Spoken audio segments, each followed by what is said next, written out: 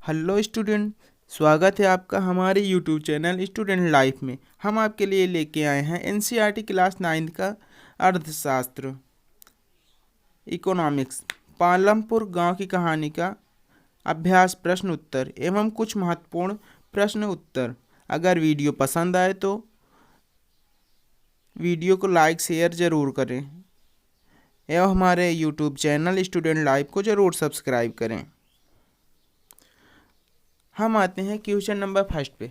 भारत में जनगणना के दौरान 10 वर्ष में एक बार प्रत्येक गांव का सर्वेक्षण किया जाता है। पालमपुर से संबंधित सूचनाओं के आधार पर निम्न तालिका को भरिए। तालिका दी हुई है। हम आते हैं डायरेक्ट उत्तर पे।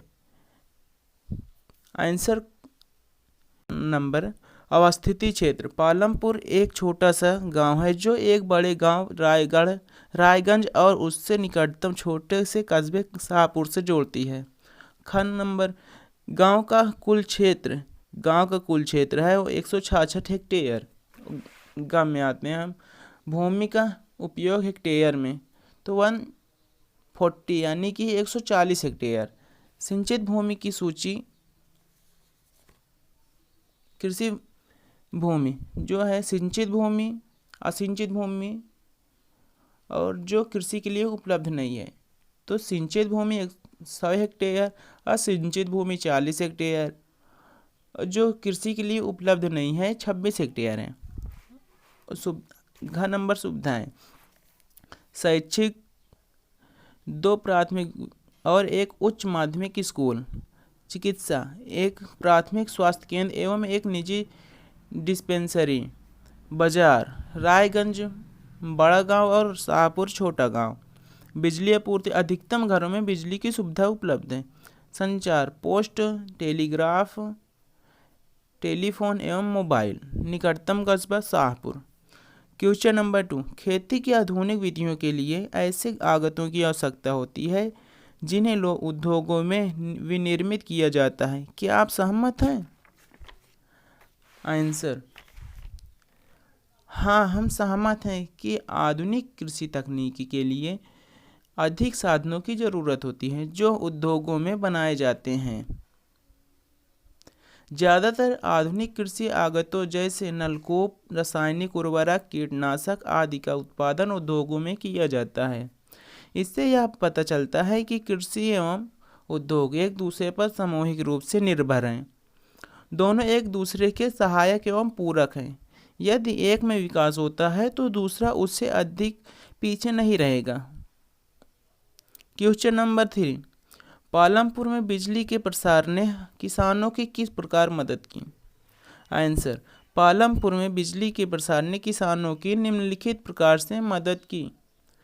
फर्स्ट नंबर पॉइंट, विद्युत प्रकाश, पंखे, प्रेस एवं मशीनों ने किसानों के घरेलू कार्यों में मदद की। सेकेंड पॉइंट, सिंचाई के लिए नलकूपों एवं पंपिंग सेट को बिजली के द्वारा चलाया जाता है। थर्ड पॉइंट, कृषि उपकरण जैसे हार्वेस्टर, थ्रेसर आदि ने किसानों की सहायता की है। फोर्थ पॉइंट, बिजली का उपयोग गांव में प्रकाश के लिए भी किया जाता है। क्वेश्चन नंबर 4, क्या सिंचित क्षेत्र को बढ़ाना महत्वपूर्ण है? क्यों? आंसर सिंचित क्षेत्र को बढ़ावा देना अत्यंत महत्वपूर्ण है। इसके महत्व के कारण निम्नलिखित हैं। पॉइंट नंबर फर्स्ट, पौधों का जन्म, उनका विकास, फलना और फूलना मिट्टी, जल और हवा के कुशल संयोग पर निर्भर करता है। और सेकेंड पॉइंट, यदि सिंचाई की असुविधा के कारण जल प्राप्त नहीं होता है तो फसल सूख जाएगी। यदि लगातार जल पानी की कमी रहे तो अकाल का भय हो जाता है। पॉइंट नंबर 3, गांव सिंचाई की सुविधा प्राप्त भूमि के टुकड़े में कृषि उत्पादन असिंचित भूमि के टुकड़े के उत्पादन से अधिक होता है। पॉइंट नंबर 4, कृषि उत्पादन में वृद्धि के लिए सिंचित क्षेत्र महत्वपूर्ण ही नहीं बल्कि आवश्यक है। क्वेश्चन नंबर 5, पालमपुर के 450 परिवारों में भूमि के वितरण की एक सारणी बनाइए। जैसा कि हम सारणी दिए हुए हैं, भूमि के वितरण की सारणी, परिवार और भूमि का वितरण। परिवार 150 परिवार, भूमि अधिकतर दलित वर्ग SC जैसे, और 240 परिवार, 2 हेक्टेयर से कम के टुकड़े छोटे किसान जिसे कहते हैं, और 60 परिवार, 2 हेक्टेयर से अधिक भूमि के टुकड़े मध्यम और बड़े किसान। क्वेश्चन नंबर 6, पालमपुर में खेतिहर श्रमिकों की मजदूरी न्यूनतम मजदूरी से कम क्यों है? आंसर, पालमपुर में श्रमिकों की मजदूरी न्यूनतम मजदूरी से कम होने के निम्नलिखित कारण है। जैसे फर्स्ट पॉइंट है, श्रमिकों की मजदूरी लाचारी और बेकारी उन्हें न्यूनतम से कम मजदूरी स्वीकार करने के लिए विवश करती है। सेकेंड पॉइंट है, जमींदारों एवं बड़े किसानों द्वारा श्रमिकों का शोषण। थर्ड पॉइंट, आवश्यक माध्यम से रोजगार का उपलब्ध न होना। 4 पॉइंट, न्यूनतम मजदूरी अधिनियम का देहातों में लागू न किया जाना। यही कारण है कि ग्रामीण मजदूर को जो कुछ भी मजदूरी दी जाती है उसे वह अपने भाग्य विधाता का वरदान समझकर स्वीकार कर लेता है। क्वेश्चन नंबर 7, अपने क्षेत्र में 2 श्रमिकों से बात कीजिए। खेतों में काम करने वाले या विनिर्माण कार्य में लगे मजदूरों में से किसी को चुने। उन्हें कितनी मजदूरी मिलती है? क्या उन्हें नगद पैसा मिलता है या वस्तु रूप में? क्या उन्हें नियमित रूप से काम मिलता है? क्या वे कर्ज में हैं? आंसर, खेतों में काम करने वाले मजदूरों की स्थिति, खेतों में काम करने वाले श्रमिकों को लगभग 35 रुपये प्रतिदिन मजदूरी प्राप्त मिलती है। मजदूरी की राशि कुछ श्रमिकों को पूर्ण रूप से नगद और कुछ को पूर्ण रूप से अनाज के रूप में एवं अन्य को दोनों पद्धतियों द्वारा, अर्थात कुछ नगद और कुछ अनाज के रूप में प्रदान किया जाता है। क्वेश्चन नंबर 8 पे चलते हैं। एक ही भूमि पर उत्पादन बढ़ाने के लिए अलग अलग कौन से तरीके हैं? समझाने के लिए उदाहरणों का प्रयोग कीजिए। आंसर, भूमि के एक ही टुकड़े पर उत्पादन में वृद्धि के लिए निम्नलिखित तरीकों को अपनाया जाता है। फर्स्ट पॉइंट, बहुविधि फसल उगाना। एक ही भूमि के टुकड़े पर एक से अधिक फसल उगाना बहुफसल उगाना फसल कहलाता है। यह निश्चय ही कुल उत्पादन में वृद्धि करता है। सेकेंड पॉइंट, आधुनिक कृषि उपकरणों एवं तकनीकी का उपयोग HYV, बीजों, ट्रैक्टर, नलकूप, हार्वेस्टर, थ्रेशर, रासायनिक उर्वरक, कीटनाशक का उपयोग एक ही भूमि के टुकड़े पर उत्पादन में वृद्धि करता है। क्वेश्चन नंबर 9, एक हेक्टेयर भूमि के मालिक किसान के कार्य का ब्यौरा दीजिए। आंसर, 1 हेक्टेयर भूमि की मात्रा एक परिवार की आवश्यकताओं को पूरा करने के लिए बहुत कम है, इसलिए इसके द्वारा अपने जीवन यापन के लिए किए गए कार्य का ब्यौरा निम्नलिखित हो सकता है। पॉइंट नंबर फर्स्ट, खेतिहर मजदूर के रूप में बड़े किसानों और जमींदारों के पास कार्य कर सकता है। सेकेंड पॉइंट, अपने परिवार के सदस्यों को रोजगार के लिए शहरों में भेज सकता है। थर्ड पॉइंट, गांव के धनी लोगों के पास नौकरी कर सकता है। 4 पॉइंट है, गैर कृषि कार्यों जैसे पशुपालन, मछली पालन और मुर्गी पालन आदि का कार्य कर सकता है। क्वेश्चन नंबर 10, मझोले और बड़े किसान कृषि से कैसे पूंजी प्राप्त करते हैं? वे छोटे किसानों से कैसे भिन्न हैं?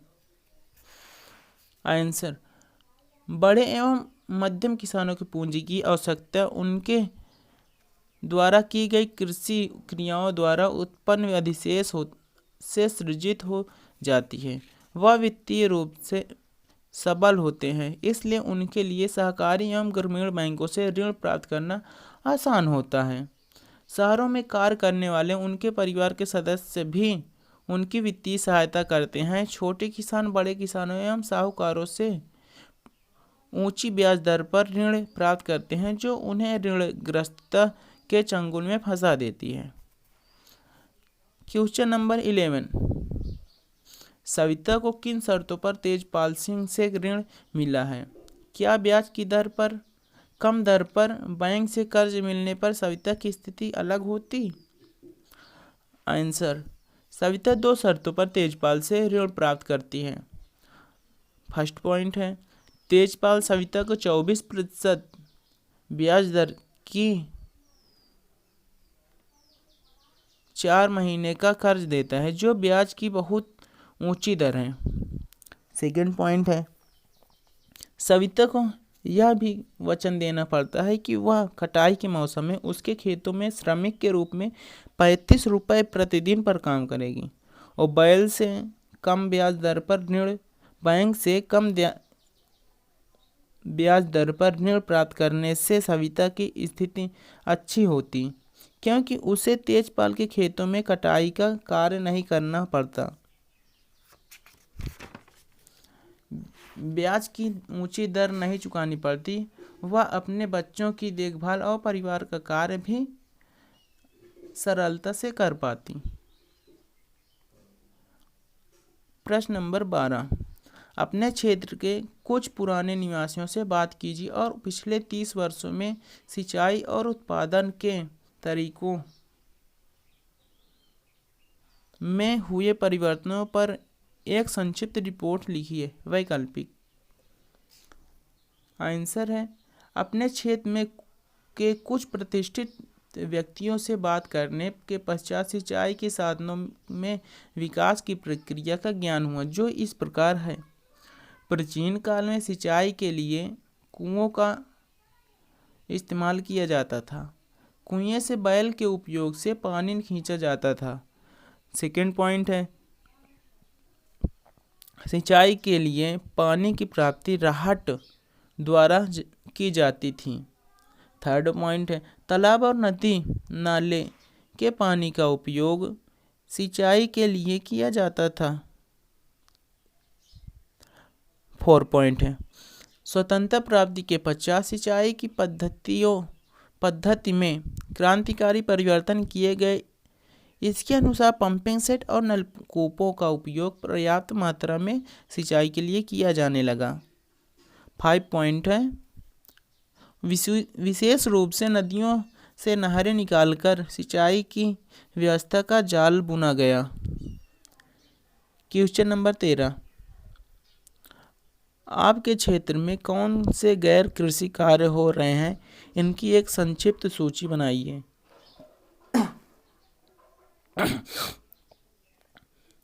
आंसर है, हमारे ग्रामीण क्षेत्रों में गैर कृषि कार्य उत्पादन, जैसे फर्स्ट पॉइंट है पशुपालन, मुर्गी पालन और मछली पालन आदि। सेकंड पॉइंट है परिवहन संबंधित कार्य, अर्थात यातायात के लिए रिक्शा, तांगा, टेम्पो, जीप, बस और ट्रक का उपयोग किया जाना। थर्ड पॉइंट है कुछ शिक्षित लोगों द्वारा नर्सरी, पाठशाला और प्राथमिक शिक्षा के लिए पाठशाला की स्थापना करना। 4 पॉइंट है गन्ने से गुड़ और चीनी तैयार किया जाना। 5 पॉइंट खेत में उत्पादित सब्जी फलों का शहरी बाजारों में बेचा जाना। 6 पॉइंट है सिलाई कढ़ाई प्रशिक्षण केंद्र की स्थापना करना। 7 पॉइंट है शिक्षित लोगों को कंप्यूटर का प्रशिक्षण देना। क्वेश्चन नंबर 14, गांव में और अधिक गैर कृषि कार्य प्रारंभ करने के लिए क्या किया जा सकता है? इसका आंसर है, गांव में और अधिक गैर कृषि कार्य प्रारंभ करने के लिए उपाय निम्नलिखित किए जा सकते हैं। जैसे फर्स्ट पॉइंट है परिवहन का विकास करके गांव और शहरों के बीच संकल्प और उत्तम सड़क बनवाकर गांव से कृषि का अतिरिक्त उत्पादन शहरों में भेजा जा सकता है। सेकेंड पॉइंट है कि इस प्रकार शहरों से गांव के लिए आवश्यक वस्तुएं मंगाई जा सकती हैं। थर्ड पॉइंट है संचार के विकास द्वारा गांव के देश और विदेश से जोड़ा जा सकता है। पॉइंट नंबर 4, गांव में अच्छे पब्लिक स्कूल खोलकर गांव वालों की शिक्षा के स्तर को ऊंचा किया जा सकता है। पॉइंट नंबर 5, सरकार द्वारा गांव में उद्योग धंधे स्थापित किए जा सकते हैं। 6 पॉइंट है ग्रामीण कल्याण योजनाएं विकसित की जा सकती हैं। 7 पॉइंट गांव में रोजगार के अवसर में वृद्धि करनी चाहिए। 8 पॉइंट है गांव में बैंकिंग सुविधाओं का विकास करके किसानों को उचित ब्याज दर पर ऋण प्रदान किया जाना चाहिए। हम आते हैं अब अतिरिक्त प्रश्नोत्तर इम्पोर्टेंट क्वेश्चन पे। फर्स्ट क्वेश्चन है गांव के उस राज्य का नाम बताइए जो सबसे अधिक उर्वरक उपयोग करता है।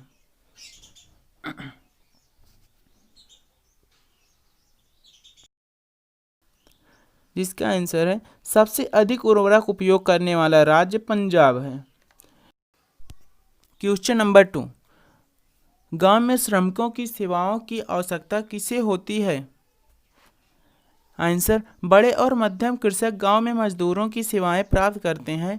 कुछ निश्चित दुकानदार परिवहन सेवाएं और कंप्यूटर परिचालक मजदूरों को कार्य पर लगाते हैं।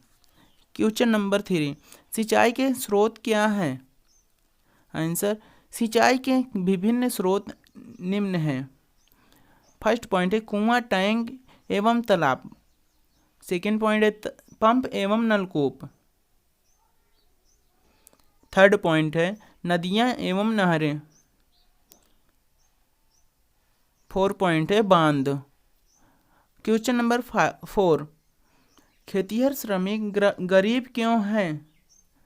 आंसर है इसका कृषि श्रमिक गरीब हैं क्योंकि पॉइंट 5, ये श्रमिक भूमिहीन है या इनके पास भूमि का बहुत छोटा भाग है। सेकेंड पॉइंट है वर्षा के दौरान इनके पास कोई कार्य नहीं होता है। थर्ड पॉइंट है इन मजदूरों को सरकार द्वारा निर्धारित न्यूनतम मजदूरी प्राप्त नहीं होती है। 4 पॉइंट है इनके परिवार बड़े होते हैं। फिफ्थ पॉइंट ये अशिक्षित, अस्वस्थ एवं अकुशल होते हैं। 6 पॉइंट है ये गरीब होते हैं, गरीबी ही गरीबी को जन्म देती है। क्वेश्चन नंबर 5, गांव के लोग शहरों में पलायन क्यों करते हैं। आंसर गांव के लोग अपना जीवन यापन करने के लिए शहरों में पलायन करते हैं। यह गांव वाले या तो भूमिहीन है या तो भूमि पर उपयुक्त अधिशेष प्राप्त नहीं कर पाते, वह गंभीर गरीबी के शिकार होते हैं, इसलिए इन्हें गांव से शहरों में पलायन करना पड़ता है। यह भी संभव है कि कुछ गांव वाले शहरों में अपनी शिक्षा और तकनीकी कुशलता के कारण कार्य प्राप्त करके शहरों में पलायन कर लेते हैं। क्वेश्चन नंबर 6, हरित क्रांति किस प्रकार मिट्टी के उपजाऊपन की हानि के साथ जुड़ी है। आंसर है हरित क्रांति मिट्टी को उत्पादकता की हानि के साथ जुड़ी है। हरित क्रांति के रासायनिक उर्वरकों, कीटनाशकों, खरपतवार नाशक का उपयोग किया गया, जिसने मिट्टी की प्राकृतिक उर्वरता को कम कर दिया। निसंदेह हरित क्रांति ने अनाज के उत्पादन में वृद्धि की है, लेकिन मिट्टी की उर्वरता की हानि की लागत पर यह मिट्टी की कम पैदावार का भी परिणाम बना। क्वेश्चन नंबर 7, क्या रसायन एवं उर्वरकों के अधिक उपयोग से भूमि अपनी उर्वरता बनाए रख सकती है। आंसर है नहीं, रसायन एवं उर्वरक के अधिक उपयोग से भूमि अपनी उर्वरता नहीं बनाए रख सकती है। पंजाब में निरंतर रासायनिक उर्वरक के प्रयोग से अधिक रासायनिक उर्वरक एवं अन्य साधनों की उपयोग के लिए बाध्य किया जा रहा है। यह उत्पादन लागत में भी वृद्धि करता है। रासायनिक उर्वरक खनिज प्रदान करते हैं जो पानी में घुल जाता है और शीघ्र ही पेड़ पौधों को उपलब्ध होता है, किंतु यह भूमि में अधिक समय तक नहीं रहता है। यह भूमि जल, नदियों एवं झीलों को दूषित करता है।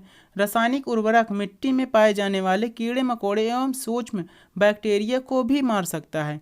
इसका अर्थ है कि मिट्टी की उर्वरता पहले से कम हो गई है। क्वेश्चन नंबर 8, गांव में डेयरी एक लोकप्रिय आर्थिक क्रिया क्यों है? आंसर, गांव में डेयरी एक प्रसिद्ध आर्थिक क्रिया है क्योंकि यह कृषि के साथ जुड़ी है। किसान अपनी गाय, बकरी एवं भैंस को ज्वार और बाजरा घास खिलाते हैं जो वर्षा के मौसम में पैदा होती है। दूध को बड़े गांव और कस्बों में बेचा जाता है। डेयरी एक सहायक आर्थिक क्रिया है। गोबर को भी ईंधन, एक खाद के रूप में इस्तेमाल किया जाता है। डेयरी के लिए किसान को विशेष मेहनत नहीं करनी होती है। क्वेश्चन नंबर 9, पालमपुर की आर्थिक क्रियाओं के नाम बताइए। आंसर, पालमपुर में निम्नलिखित आर्थिक क्रियाएं हैं। फर्स्ट पॉइंट, कृषि एक मुख्य क्रिया है। सेकंड पॉइंट, कृषि मजदूर के रूप में काम करना। थर्ड पॉइंट, दर्जी, धोबी, मोची, सुनार आदि का कार्य करना। 4 पॉइंट, मुर्गी पालन एवं डेयरी का काम अपनाना। 5, गन्ने काटने की मशीन की स्थापना। 6 पॉइंट, दुकानदार का कार्य करना। 7 पॉइंट, परिवहन संचालन का कार्य करना। 8 पॉइंट, लघु स्तरीय निर्माण। क्वेश्चन नंबर 10, निम्नलिखित प्रदर्शित तालिका को पूरा कीजिए। फसल का नाम, फसल उगाने का महीना, कटाई का महीना, सिंचाई के साथ साधन, वर्षा, टैंक, नलकूप आदि। तो इसका आंसर है फसल का नाम, फसल उगाने का महीना, कटाई का महीना, सिंचाई के साधन। फसल का नाम, खरीफ, ज्वार, बाजरा। फसल उगाने का महीना जुलाई, कटाई का महीना अक्टूबर, सिंचाई के साधन वर्षा एवं नलकूप। आलू, अक्टूबर फसल उगाने का महीना, दिसंबर काटने का महीना, सिंचाई के साधन नलकूप। रबी, जिसमें गेहूं आता है, फसल उगाने का महीना दिसंबर और कटाई का महीना मार्च और सिंचाई के साधन नलकूप आदि।